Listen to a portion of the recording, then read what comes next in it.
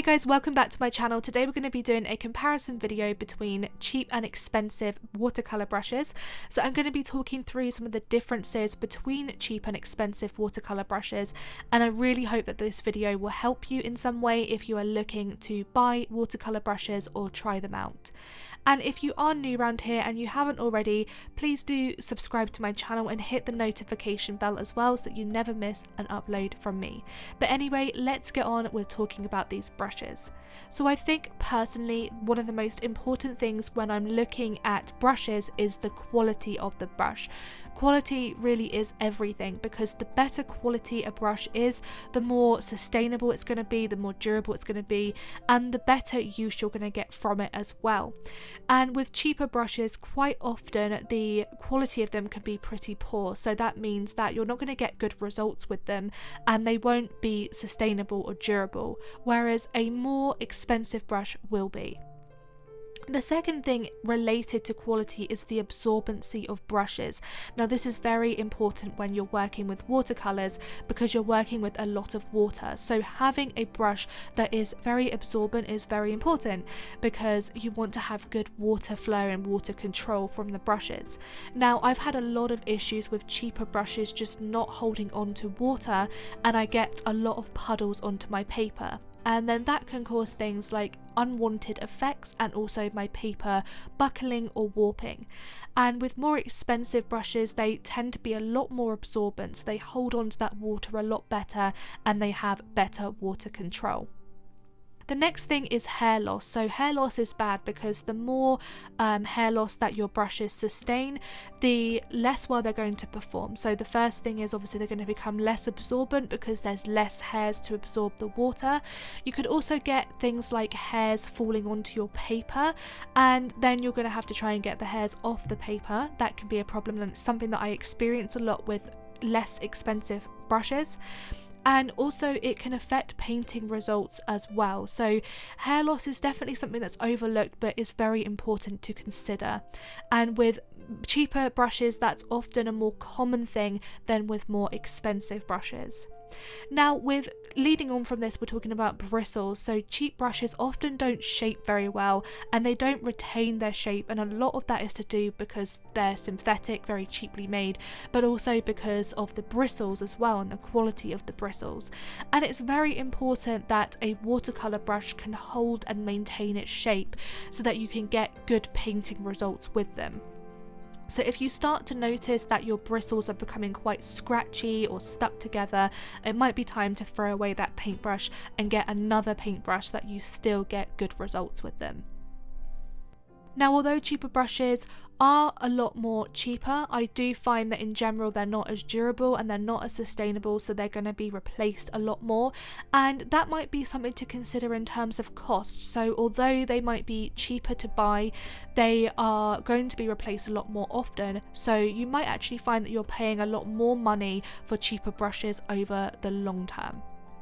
And we will talk a little bit more on cost factors in a minute, but this next thing that I just wanted to briefly mention was aftercare. So aftercare is very, very important with watercolor brushes to enable them to be used over and over again, and I find it very difficult to maintain good aftercare with very cheap brushes because they're not great to begin with. So again, something for you to consider when factoring up whether to go for a cheaper brush or a more expensive brush.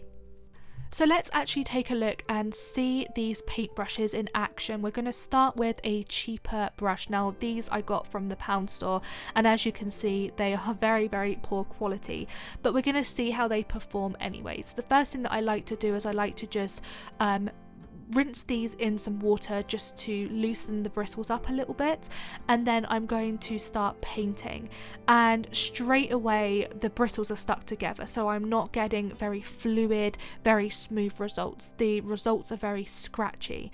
Now if you're not wanting to go for this type of effect, that can be a real problem for you, and it can cause a lot of headaches trying to get them to perform how you want them to. However, a pro to this would be that the cheaper brushes, in terms, in respect of this brush, would be really good for creating something like very textured backgrounds or things that required a lot of texture. So for example, trees and foliage.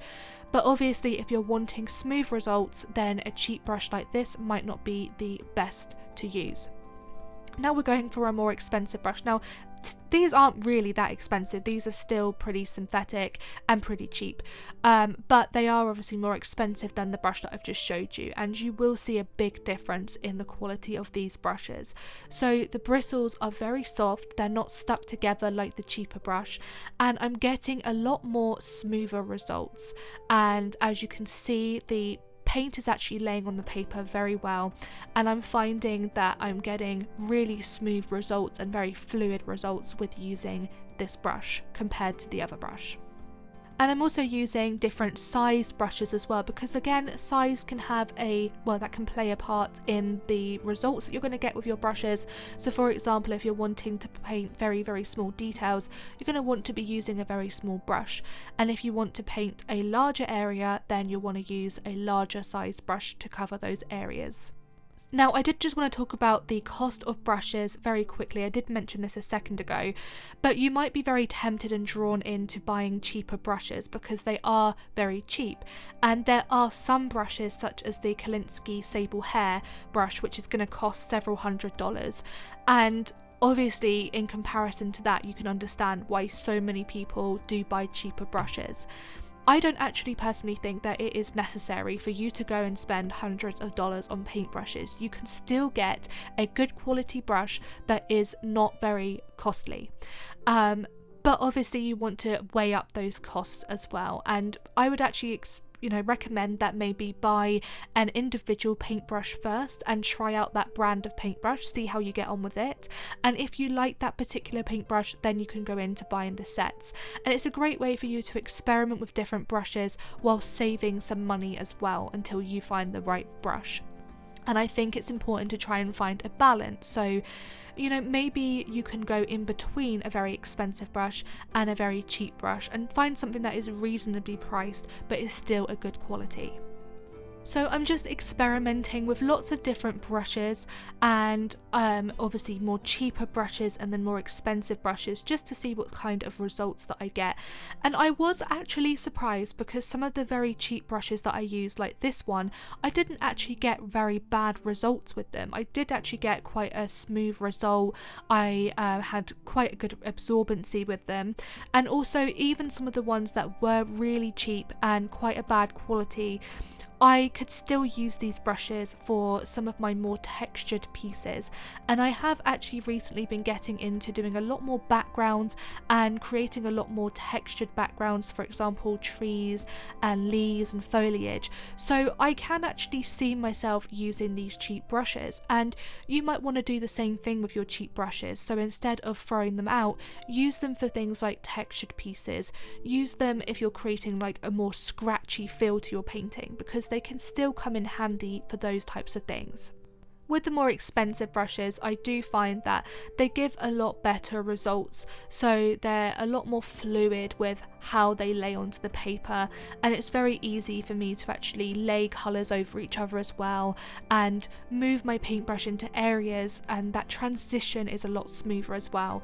But again, there are some things that I would actually prefer a cheaper brush over than this more expensive brush, for example the textured backgrounds. And then just quickly, as I said earlier on, there's lots of different types of brushes that you can get as well. And you can get brushes that are flat, for example, but you can actually use very cheap flat brushes. Now I use flat brushes for sort of like sharp edges and things, and I find that I use a combination of both cheap and expensive brushes. My most commonly used brushes are rounded brushes, and I will tend to use a lot or a more higher quality and more expensive brush over a cheaper brush, because I just find that I get better results with them. And the same for pointed brushes. When I'm wanting to go in with very intricate details, I want to use a brush that is in very good shape for that, so that I don't get areas that are going to smudge or areas that are not going to come up very crisp. And one of the most important things regarding brushes is definitely aftercare and cleaning. So I did mention aftercare briefly, and it's very important because it does take a lot of time and energy to maintain your brushes, even more expensive brushes. I do find that with cheaper brushes I have to spend a lot more time trying to maintain them because they're already a lower quality brush, and obviously when you don't maintain them correctly or don't clean them correctly, then you can get a lot of problems with like the bristles separating or sticking together. So the things that I do and tips that I have is to make sure that you don't leave your paintbrushes in the paint water overnight. Once you've done painting, it is really important to clean them thoroughly after use, and I will rinse them through and then make sure that they are clean. Once I've actually rinsed off my paintbrushes, and this is for both cheap and expensive, I will just dry them off very quickly with a kitchen towel or toilet roll, and it just helps to absorb some of the water.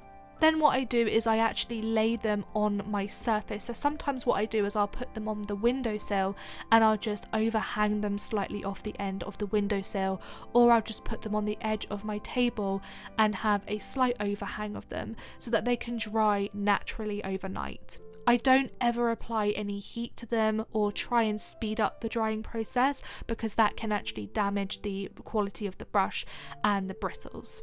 But anyway, I really hope that you did enjoy this video. If you've got any questions about care or the quality of brushes, please do let me know down in the description, and I will be more than happy to help anybody that has any problems. And if you are new around here, please don't forget to subscribe to my channel. Keep creating, guys, and I will see you soon. Thanks for watching.